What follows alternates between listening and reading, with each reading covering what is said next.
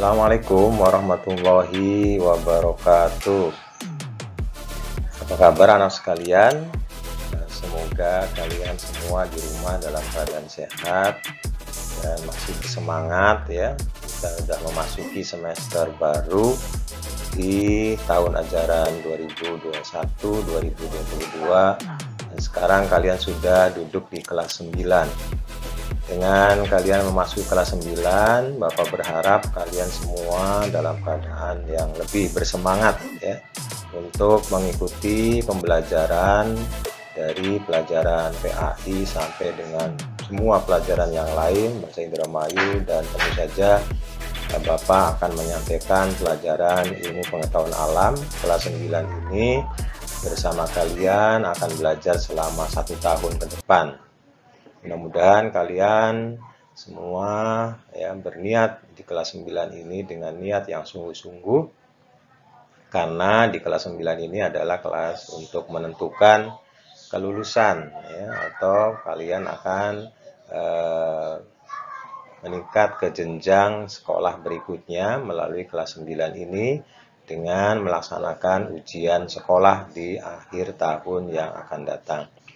Oleh karenanya, maka kita harus mulai dari pertemuan pertama ini dengan penuh ya semangat untuk belajar, agar kalian dari pertemuan satu ke pertemuan berikutnya terus mengalami peningkatan dalam meraih prestasi dan dalam memahami seluruh apa yang disampaikan oleh Bapak Ibu Guru di kelas 9 di berbagai mata pelajaran. Untuk mengawali pembelajaran IPA untuk semester 1 ini, mari kita awali dengan bab yang pertama, yaitu tentang sistem reproduksi pada manusia. Kemudian pada pertemuan bab berikutnya, setelah 3 kali pertemuan keempat nanti adalah soal latihan atau penilaian harian. Kemudian di pertemuan kelimanya tentang pewarisan sifat dalam pemuliaan dan kelangsungan hidup manusia. Kemudian di pertemuan bab keempat kita akan belajar mengenai listrik statis dan peranannya dalam kehidupan. Kemudian di pertemuan terakhir di semester ini nanti kita akan belajar mengenai listrik dinamis yang sering kita gunakan dalam kehidupan sehari-hari di rumah tangga atau di keluarga kita, di keseharian kita. Nanti kita akan belajar bagaimana praktek untuk menghasilkan atau bagaimana proses listrik itu terjadi ya. Untuk itu mari kita awali dulu dengan bab pertama, yaitu tentang sistem reproduksi pada manusia. Bagian apa saja yang dipelajari di sistem reproduksi manusia? Ya, nanti dengan judul seperti ini, sistem reproduksi manusia, reproduksi artinya produksi kembali atau untuk menghasilkan generasi penerus manusia, untuk mewarisi bagaimana sifat-sifat manusia diturunkan kepada anakannya ya, atau keturunannya. Maka namanya istilah disebut dengan sistem reproduksi manusia. Diawali dengan pembelahan sel ya. Pembelahan sel, kita ingat pada waktu kita kelas 7 atau kelas 8 pernah belajar tentang sistem organisasi makhluk hidup, di mana makhluk hidup atau kita sebagai manusia itu tersusun dari bagian yang terkecil yang namanya sel. Dan sel ini itu mengalami pembelahan dalam rangka reproduksi atau dalam rangka menghasilkan keturunan. Maka sel ini kita pelajari dari sisi pembelahannya. Nah, pembelahan sel itu apa saja? Nah ini ya, ini mulai dari jenisnya dulu. Ada dua, yaitu dua istilah pembelahan sel. Yang pertama adalah mitosis. Kemudian yang kedua meiosis. Dari gambar kalian bisa melihat bagaimana perbedaan antara mitosis dengan meiosis. Jadi ada berapa pembelahan? Ada dua. Yang pertama adalah pembelahan mitosis, yang kedua adalah pembelahan meiosis. Untuk apa terjadi pembelahan pada sel? Yang pertama dalam rangka reproduksi ya, atau menghasilkan keturunan. Yang kedua adalah dalam rangka perbaikan sel yang rusak. Ya, itu terjadilah pembelahan sel. Dan yang ketiga tujuan untuk pertumbuhan ya, kita menjadi tinggi, kita menjadi bertambah besar otot-ototnya dan sebagainya, itu karena adanya pertumbuhan dikarenakan proses yang namanya pembelahan sel. Jadi sekali lagi tujuan pembelahan sel itu yang pertama adalah untuk pertumbuhan, yang kedua untuk reproduksi, dan yang ketiga adalah untuk perbaikan sel. Bagaimana adanya sel-sel yang rusak atau kita kena luka, kemudian selnya bisa membelah, akhirnya luka itu akan tertutup dan menjadilah kita tidak merasakan sakit akibat luka tersebut karena sudah tergantikan bagian sel yang rusak tadi, karena istilah tadi itu tujuan pembelahan sel adalah untuk perbaikan sel-sel yang rusak. Ya. Nah, untuk itu mari kita lihat saja, kita simak saja bagaimana video lengkap ya, penjelasan dari sesama guru IPA untuk menjelaskan bagaimana proses pembelahan sel ya. Awali dulu dari pembelahan sel. Oke, Assalamualaikum warahmatullahi wabarakatuh. Kali ini kita akan belajar tentang sistem reproduksi pada manusia. Ini materi IPA kelas 9 semester 1. Nah, pada bab ini kita akan belajar 5 hal utama. Yang pertama, kita belajar tentang pembelahan sel. Tentang apa itu pembelahan sel, lalu kemudian apa jenis-jenisnya dan seperti apa prosesnya. Itu yang pertama akan kita pelajari. Yang kedua, kita akan belajar tentang struktur dan fungsi organ reproduksi pada laki-laki. Yang ketiga, kita akan belajar tentang struktur dan fungsi organ reproduksi pada wanita.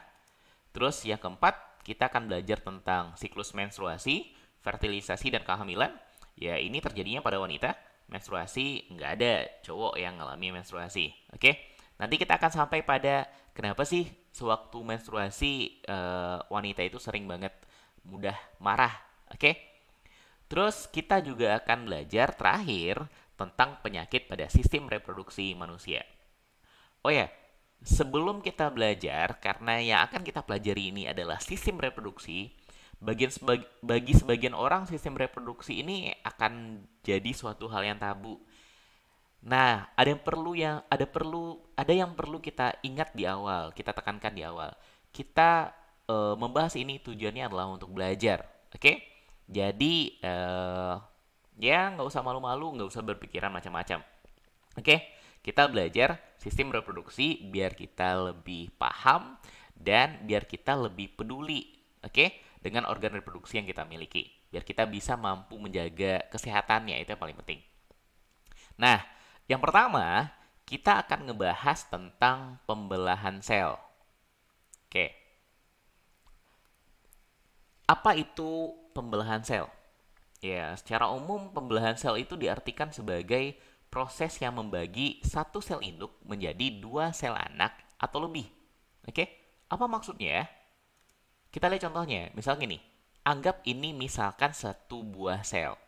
Nah, satu buah sel ini, setiap sel makhluk hidup, selama dia hidup, maka sel itu akan selalu cenderung untuk membelah. Oke? Apa tujuan membelah? Ya, biar makin banyak. Satu sel ini, dia bisa membelah menjadi dua buah sel yang sama. Nah, sel ini kita sebut sebagai sel anakan. Nah, masing-masing sel anakan juga bisa membelah menjadi dua sel anakan yang baru. Sehingga nanti kita akan peroleh 4 buah sel anak. Keempat buahnya ini masing-masingnya juga nanti bisa membelah. Sehingga jumlahnya makin lama makin banyak. Nah, ini terjadi pada semua makhluk hidup. Selama dia hidup, maka dia cenderung akan terus membelah sel ini. Cuma makin lama, makin tua, ketika usianya makin tua, maka kemampuannya untuk membelah akan semakin kecil. Oke, contohnya orang tua. Ketika kita semakin tua, maka sel-sel tubuh kita akan makin lambat membelahnya. Prosesnya akan terjadi semakin lambat. Terus, apa tujuan sel itu membelah? Tujuan sel membelah, pertama, tujuannya adalah untuk pertumbuhan. Dulu waktu kelas 7 udah pernah belajar tentang pertumbuhan kan? Apa yang dimaksud dengan pertumbuhan? Pertumbuhan kalau secara biologi diartikan sebagai proses penambahan ukuran yang nggak bisa balik lagi. Apa contohnya? Misalkan nambah tinggi. Kalian kalau nambah tinggi, mungkin nggak nanti jadi pendek lagi? Nggak mungkin. Oke? Terus nambah kepintaran misalkan. Nambah kepintaran ini contohnya kayak gini. Dulu waktu bayi eh, bisanya cuma nangis doang. Sekarang udah bisa ngomong, udah bisa ketawa, udah bisa jalan, lari. Itu kita sebut sebagai pertumbuhan. Gara-gara ada sel-sel otak yang tumbuh. Oke, ada bagian-bagian pada otak kita, pada otot kita yang tumbuh dan nggak mungkin balik lagi. Oke. Nah, ya contohnya kayak tadi. Nih, ada bayi yang awalnya cumanya bisa tidur aja. Nanti dia tumbuh menjadi bayi yang bisa merangkak. Oke, kepandaiannya nambah. Terus nanti dia tumbuh lagi menjadi anak-anak, anak-anak yang ya yang ceria atau yang cengeng seperti ini. Oke, yang lebih tinggi, yang lebih berat. Terus kemudian dia tumbuh lagi menjadi seorang remaja. Oh, ini remaja pemarah. Terus tumbuh lagi menjadi seorang yang dewasa. Nah, proses ini kita sebut sebagai proses pertumbuhan. Pada pertumbuhan ini sangat penting peranan dari pembelahan sel. Kalau tidak ada pembelahan sel, nggak mungkin kita mengalami pertumbuhan seperti ini. Oke? Itu yang pertama. Tujuan pembelahan sel yang pertama adalah untuk pertumbuhan. Yang kedua, pembelahan sel berfungsi untuk perbaikan. Apa yang biasanya diperbaiki? Ya, sesuatu yang rusak. Nah, tubuh kita juga bisa mengalami kerusakan. Kerusakannya bisa terjadi pada tingkat sel, atau pada tingkat jaringan, ataupun pada tingkat organ. Oke? Apa contoh kerusakan yang paling sederhana? Yang paling sering kita alami? Luka. Oke? Luka adalah salah satu contoh kerusakan yang perlu diperbaiki. Nah, ini ada contohnya. Nih, dia ngalami luka pada jari tangannya. Nah, luka itu makin lama, ya dia bisa sembuh sendiri. Kadang-kadang nggak perlu diobati, dia bisa sembuh sendiri. Kenapa bisa sembuh? Gara-gara sel-sel yang berada di dekat luka itu mengalami pembelahan, sehingga lukanya bisa ditutup oleh sel-sel yang baru. Nah, kalau sering kita perhatikan, setiap ada luka, biasanya ada bekasnya. Bekas lukanya biasanya, kalau misalkan lukanya berupa sayatan, maka pada bagian sayatan itu biasanya lebih pucat daripada sekelilingnya. Kenapa lebih pucat? Ya karena diisi oleh sel-sel yang baru diproduksi. Sementara sekitarnya itu berupa sel-sel yang lebih lama, sehingga yang baru kelihatan lebih pucat. Oke, ini yang kita maksud dengan perbaikan. Dan perbaikannya nggak hanya berupa luka saja. Oke, sel-sel tubuh kita biasanya selalu berganti. Sel-sel tua diganti sama sel-sel yang baru. Terus, yang ketiga, pembelahan sel bertujuan untuk proses reproduksi. Nah, apa itu reproduksi? Reproduksi adalah perkembangbiakan. Oke? Beranak, lalu kemudian anaknya beranak lagi, itu kita sebut sebagai reproduksi. Nah, pembelahan sel dengan tujuan reproduksi ini terjadi pada sel-sel kelamin. Kalau pada laki-laki kita nyebutnya sebagai sperma, kalau pada perempuan kita nyebutnya sebagai sel telur. Oke? Yang kalau terjadi fertilisasi atau pembuahan nanti akan menghasilkan janin, calon manusia yang baru. Bayi yang ada di perut ibu kita sebut sebagai janin. Nah, kita nanti akan ngebahas sampai ke sini. Oke? Ini tujuan dari pembelahan sel. Jadi ada tiga. Yang pertama untuk pertumbuhan, yang kedua untuk perbaikan, dan yang ketiga untuk reproduksi. Ini tiga tujuan utama pembelahan sel. Nah, sekarang kita ngebahas tentang apa jenis-jenis dari pembelahan sel. Oke? Ada dua jenis utama dari pembelahan sel. Ada namanya pembelahan mitosis, ingat mitosis, dan pembelahan meiosis. Oke? Ada mitosis, ini kita lingkari. Ada meiosis. Mito sama mio. Oke? Nah, apa beda di antara keduanya? Perbedaannya, yang pertama, berdasarkan jumlah sel anakan yang dihasilkan. Mitosis itu akan menghasilkan satu sel anakan. Jadi satu buah sel yang mengalami pembelahan mitosis akan menjadi dua buah sel yang baru. Nah, sementara kalau pembelahan meiosis akan menghasilkan 4 sel anakan. Jadi dari satu sel induk nanti akhirnya akan menjadi 4 buah sel anak. Oke? Ini perbedaan yang pertama berdasarkan jumlah sel anak yang dihasilkan.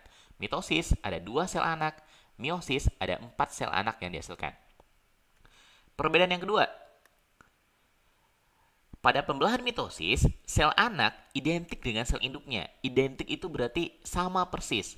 Anak yang dihasilkan, sel-sel anak yang dihasilkan, dua buah sel anak ini, itu memiliki bentuk dan sifat yang sama dengan sel induknya. Sementara kalau pada pembelahan meiosis, sel anak yang dihasilkan tidak identik, beda dengan sel induknya. Oke, jadi keempatnya ini beda sama induknya.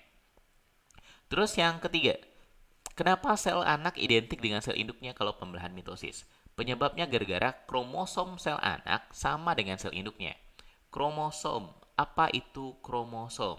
Waktu kelas berapa ya belajar tentang sel? Kelas 7 ya? Nah, kromosom itu adalah organel ini berada pada inti sel yang berfungsi sebagai pembawa materi genetik.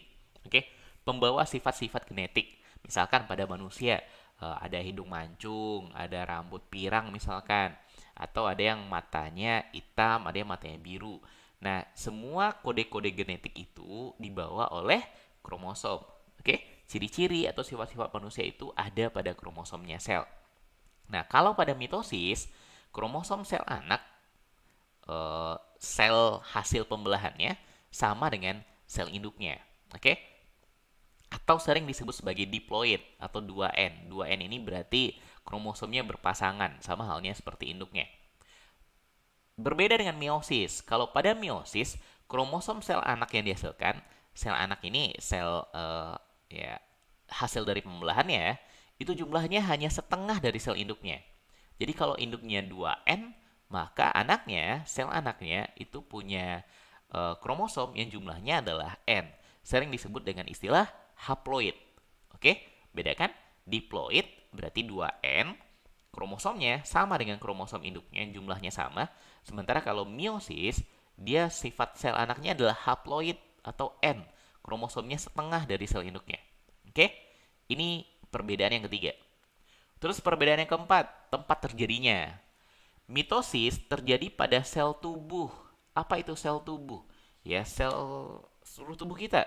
Sel kulit, sel otot, sel tulang, sel apa lagi? Sel rambut. Oke? Terjadi pada sel tubuh dalam proses pertumbuhan. Misalkan rambut makin panjang.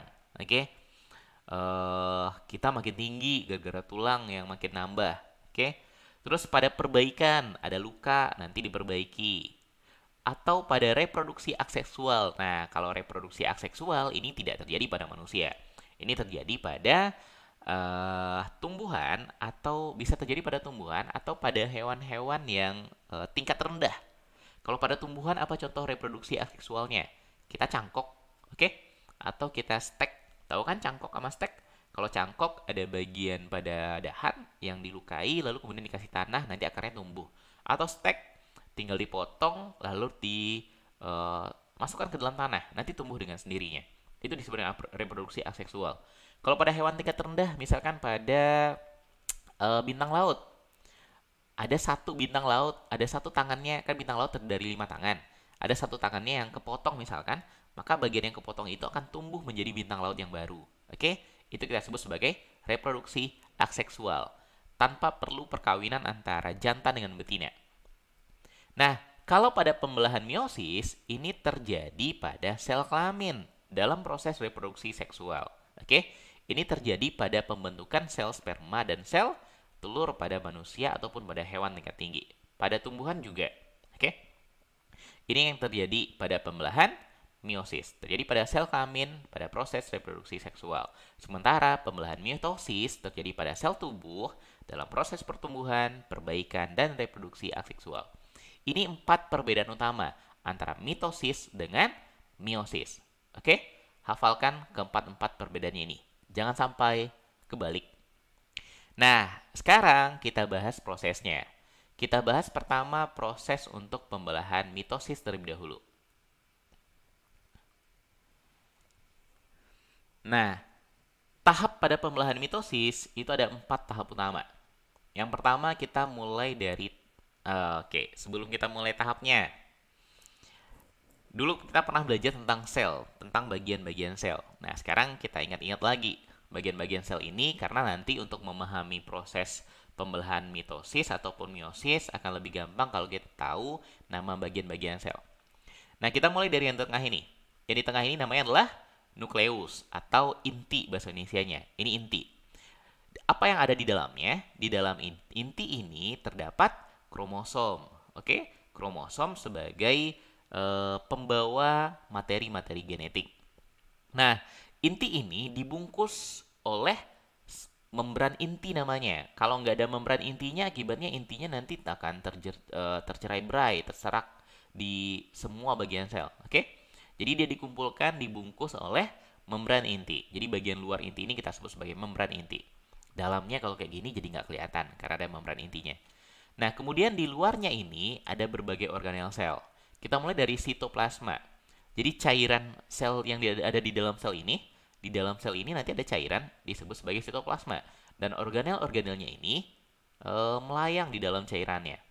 Yang pertama ada namanya, kita mulai dari yang atas, ada namanya aparatus Golgi. Yang ini.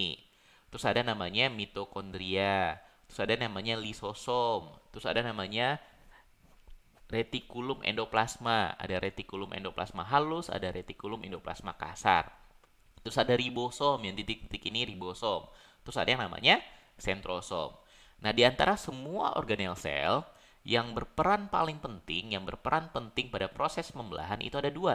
Yang pertama adalah inti, nukleus, dan yang kedua adalah sentrosom. 2 hal ini yang nanti akan berperan penting dalam proses pembelahan. Nah, apa fungsinya? Sekarang kita lihat. Oke, pada pembelahan mitosis, proses pertama disebut sebagai profase. Oke, ini gambar sel yang tadi. Ini tadi intinya, terus yang ini adalah sentrosom. Oke, tadi sentrosomnya cuma ada sepasang sentriol. Jadi masing-masing ini nanti disebut sebagai sentriol. Oh, lowbat. Kita pause dulu ya. Oke, kita lanjutkan. Nah, apa yang terjadi? Kenapa sentrosomnya jadi 2 pasang? Padahal tadi awalnya cuma sepasang. Nah, pada tahap profase ini ada beberapa hal yang terjadi. Yang pertama, yang terjadi pada proses profase itu yang pertama adalah ini. Benang-benang kromatin memadat membentuk kromosom. Jadi di dalam inti itu materi-materi genetik berada dalam bentuk benang-benang kromatin yang halus. Nah, sebelum terjadi pembelahan pada proses profase, benang-benang kromatin tadi memadat, menebal, membentuk kromosom. Biasanya kadang-kadang kromosom ini dilambangkan dengan X, oke? Digambarkan, tapi emang gambarnya berbentuk seperti huruf X, oke? Dia menebal, membentuk kromosom. Itu yang pertama yang terjadi. Yang kedua, membran inti, kan inti tadi dibungkus oleh sebuah membran. Nah, membran inti pada proses profase dia mulai rusak menjadi bagian-bagian kecil. Rusaknya karena emang sengaja. Jadi sengaja dia berubah menjadi lebih kecil, menjadi bentuk fragmen, bagian-bagian yang kecil. Oke? Akibatnya apa? Akibatnya ketika dia rusak, ketika dia menjadi bagian-bagian yang kecil, nah si kromosom yang berada di inti bisa keluar. Oke? Terus yang ketiga yang terjadi, sentrosom tadi membelah sehingga jadi 2 pasang sekarang. Lalu memisah menjadi kutub yang berlawanan. Sepasang sentrosom kalau di sini menuju ke atas, sepasang lagi menuju ke bawah. Lalu kemudian mereka terhubung dengan yang namanya gelondong pemisahan atau benang spinel. Jadi yang warna kuning mirip benang ini kita sebut sebagai benang spinel atau gelondong pemisahan. Oke, benang spindel, sorry. Nah, nanti berfungsi untuk menarik kromosom. Oke, itu tahap yang pertama. Namanya adalah tahap profase. Nah, sekarang kita lanjut ke tahap berikutnya disebut dengan tahap metafase. Nah, si membran intinya kan udah hilang, maka si kromosomnya udah bebas berada di dalam sel, udah berada di luar inti, nggak lagi ada di dalam inti, tapi di dalam sitoplasma dia sekarang. Nah, pada proses metafase, satu hal yang utama terjadi itu adalah yang pertama, sentrosomnya udah berada di kutub. Yang satu ada di atas, yang satu ada di bawah. Oke? Kemudian, si kromosom-kromosomnya ini berjejer di tengah, persis berada di tengah-tengah yang disebut sebagai bidang pembelahan. Kenapa disebut dengan bidang pembelahan? Karena garis ini tempat dia membelah nanti. Tempat selnya terbelah nanti berada di garis ini. Dan si kromosom udah berjejer di sana. Oke? Udah bersiap-siap untuk membelah. Jadi kromosomnya yang dibelah terlebih dahulu. Ini proses yang kedua. Namanya metafase. Yang pertama, profase. Yang kedua kita sebut sebagai metafase. Oke? Lanjut, proses yang ketiga. Proses ketiga kita sebut sebagai proses anafase. Nah, coba perhatikan gambarnya. Apa yang terjadi pada kromosomnya?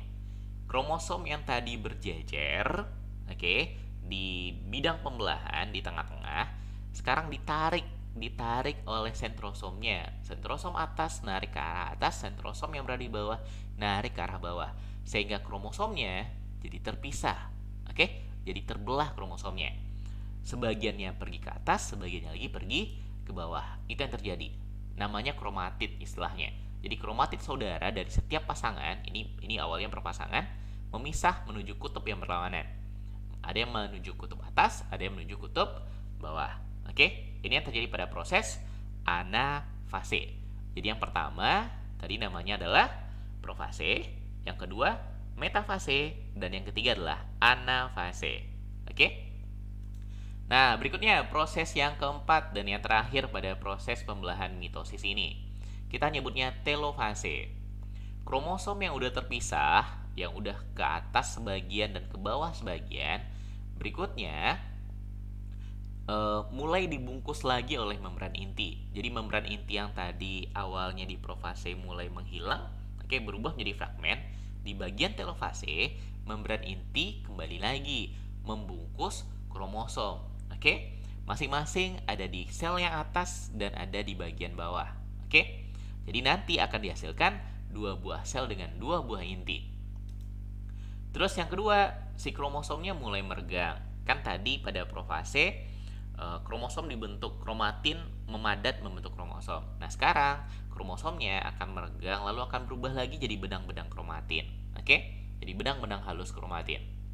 Terus berikutnya yang tiga yang terjadi, terbentuk cincin pembelahan. Yang mana cincin pembelahan itu berupa lekukan ini. Oke?